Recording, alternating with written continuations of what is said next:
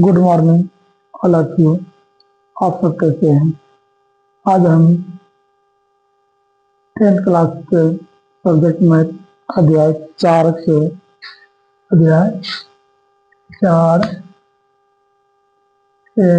द्विघात समीकरण पाएंगे।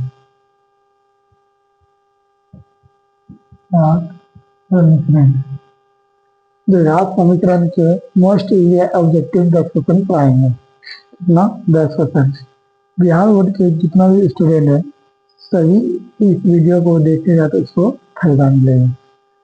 समझिए 10th क्लास वाले। द्विघात समीकरण, तो द्विघात समीकरण क्या है? द्विघात समीकरण इसका व्यापक रूप होता है x² plus b x plus c बराबर 0। क्या होता है? x² plus b x plus c बराबर 0। ये क्या हुआ? द्विघात समीकरण। इसको द्विघात होता है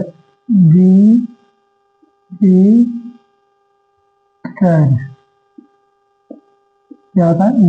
जिसे डी से सूचित करते हैं। डी बराबर फॉर्मूला होता है 3² माइनस 4ac। डी बराबर फॉर्मूला क्या होता है? D minus 4ac। D minus 4ac। इसमें 3 तरह का कंडीशन होता है। क्या होता है? 3 तरह का कंडीशन। पहला कंडीशन होता है यदि डी का मान, यदि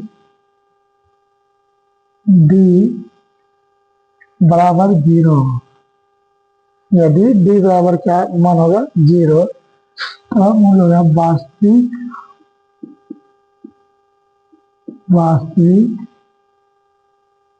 मूल समान होगा। समान वास्तविक होगा और मूल क्या होगा? समान या बराबर होगा। क्या होगा? बराबर होगा। वास्तविक होगा और मूल समान होगा। दूसरा कंडीशन होता है यदि डी का मान 0 से क्या बड़ा है। यदि डी का मान क्या है?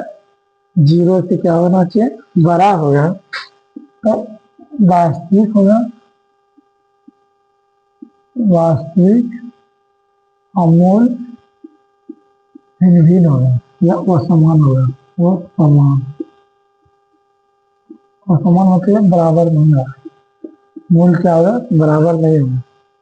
यदि डी का मान यदि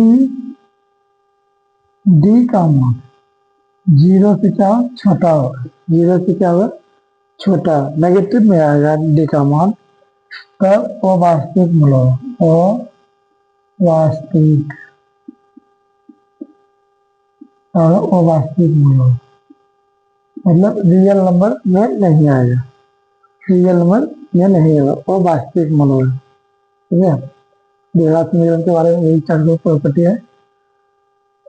अब देखो कहता है निम्न में से कौन द्विघात समीकरण है? निम्न में से कौन द्विघात समीकरण है? तो ऑप्शन नंबर ए में x² minus 3 root under x है। क्या है?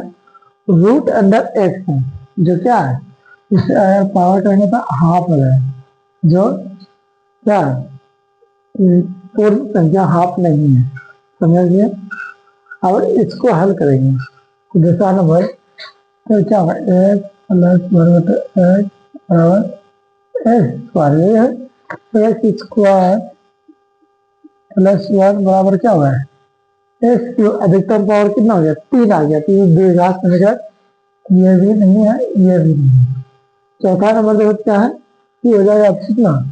एक्स पर पावर 4 और प्लस 1 बराबर 5x²। अधिकतम पावर कितना आ गया? 4 आ गया। ये भी क्या हो गया? द्विघात समीकरण नहीं है। ये भी नहीं का 3 ऑटोमेटिक नहीं हुआ तो चौथा ऑटोमेटिक क्या आ जाएगा? एक द्विघात समीकरण होगा। क्या होगा? द्विघात समीकरण। ठीक है। और उसी प्रकार दूसरा नंबर देखो दोनों में से कौन द्विघात समीकरण नहीं है?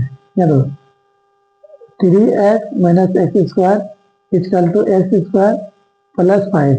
यहाँ तो इधर माइनस है ना कि बराबर में है तो कट जाएगा, नहीं माइनस में भी साइड हो जाएगा प्लस में हो जाएगा, ये क्या हो जाएगा द्विघात समीकरण है।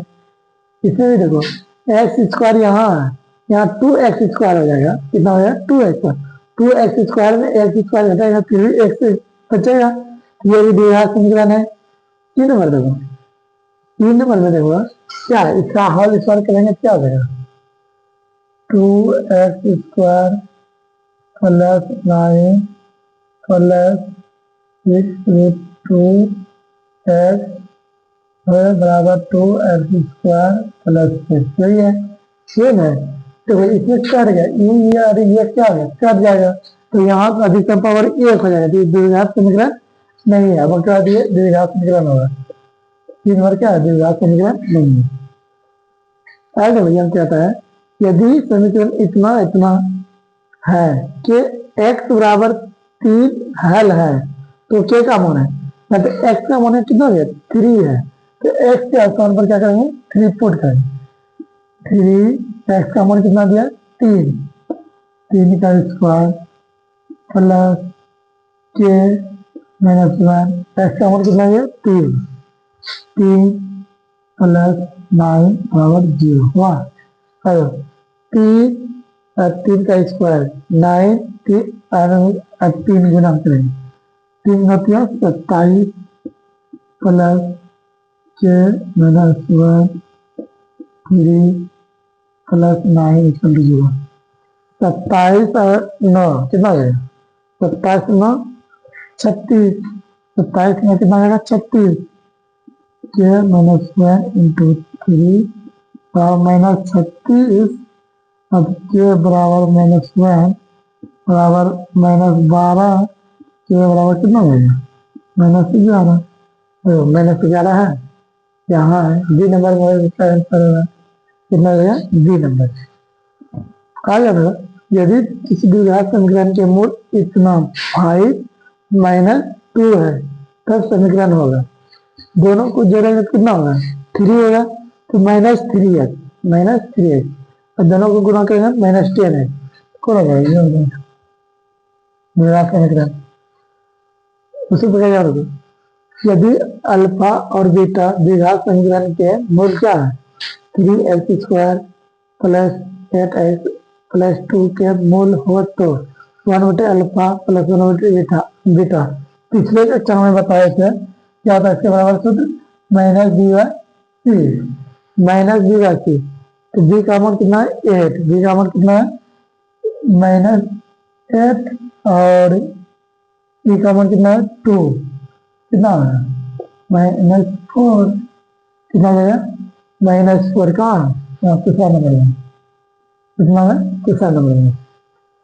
अभी याद रखो यदि द्विघात समीकरण x square plus b x plus c equal to 0 के मूल बराबर हो तब सी का मान क्या होगा, तो मूल कब बराबर होता है, मूल का बराबर होता है डी बराबर 0 होगा तब मूल का बराबर होगा डी बराबर 0, तो डी बराबर सूत्र क्या होता है बी स्क्वायर -4ac बराबर 0।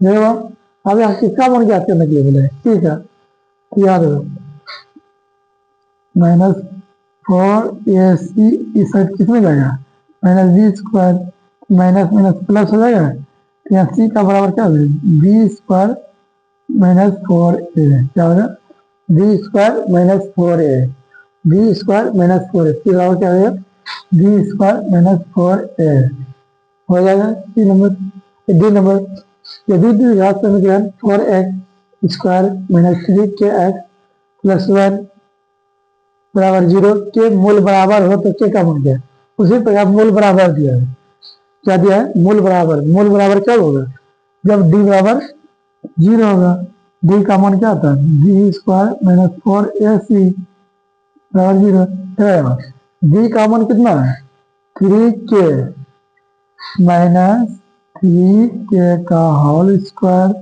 -4, k का मान कितना दिया है 4 और c का मान 1 है बराबर 0, कितना हो गया? तो 9 के² माइनस 16 बराबर 0। 9 के² बराबर 16 के² बराबर 16/9। नो के बराबर कितना? प्लस माइनस रूट अंडर 16/9 क्या? Minus plus 4/3। 4/3 यहाँ प्लस माइनस 4/3। अब द्विघात समीकरण के मूलों का योग, मूलों का योग बराबर सूत्र क्या होता है? यहाँ पे अल्फा प्लस बीटा बराबर सूत्र क्या होता है? -b/e। और अल्फा इंटू बीटा बराबर सूत्र क्या होता है? c/a। यही होता है ना? है? तो इसका ही अनुपात करता है। क्या कहता है? अनुपात। अनुपात मतलब बटे कर देंगे। क्या कर देंगे? बटे ए कैंसिल हो जाएगा, क्या होगा? -b/c होगा। -b/c। हाँ देखो यहाँ बी का मान कितना दिया? -12। माइनस पहले बी का और फिर -12 है। अब बट्टे सी का मान कितना? 18। कितना हो जाएगा? +12/18। 14×12 = 18। 2/3। 2/3। वाह, समझ में आ गया? अब समीकरण दिया है कि x² + 2x + 4 = 0 दिया है ना। अब इसका देखो क्या होगा, क्या होता है? हम d का मान निकालेंगे। क्या है? किसका मान निकालेंगे? d बराबर b² - 4ac होता है फॉर्मूला। तब अब देखो b का मान कितना है? 2। 2 का स्क्वायर -4, a का मान 1 और c का मान 4। कितना हो गया? 4 - 16 तक कितना होगा? -12। अब याद होगा d का मान निकला माइनस, d बराबर क्या हो गया? -12 आ गया। d का मान निकला -12, तो माइनस न करें तो क्या हुआ? वास्तविक, मतलब वास्तविक नहीं। क्या होगा? वास्तविक नहीं होगा। डी का मान क्या हो गया? माइनस में निकल गया, इसलिए वास्तविक नहीं होगा। यदि अल्फा और बीटा द्विघात समीकरण x² + bx + a बराबर 0 के मूल हो तो अल्फा प्लस बीटा और अल्फा इंटू बीटा का मान क्या होगा? कर मतलब तो यार अल्फा प्लस बीटा का मान क्या होता है? -b/a का मान क्या है? c क्या होगा? -b/c। और अल्फा इंटू बीटा c/a, तो a/c क्या होगा? C नंबर होगा आंसर। आशा करते हैं कि आप सबको समझ में आया होगा कि इतना जो ऑब्जेक्टिव बता रहे हैं कैसा गलत लग रहा है। इसी सबसे ऑब्जेक्टिव पूछेगा बिहार बोर्ड में। समझ में आ गया? Thank you.